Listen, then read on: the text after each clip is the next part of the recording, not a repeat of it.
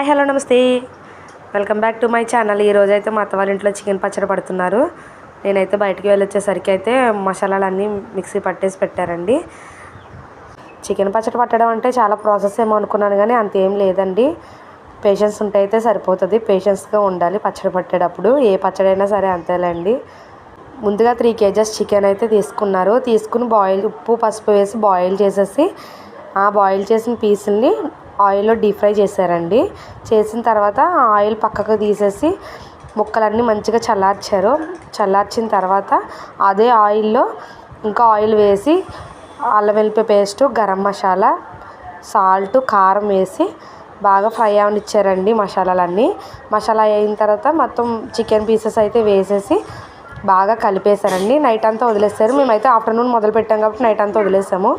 Morning లేచిన తర్వాత నిమ్మకాయ రసం అయితే కలిపామంటే 10 నిమ్మకాయలు అయితే సరిపోయినాయి మాకు. ఇలా లాస్ట్న పచ్చడి అంతా ఒక బాక్స్లో పెట్టిన తర్వాత చిన్న చిన్న అన్నం ముద్దలు చేసి మా పిల్లలకి మాకు అయితే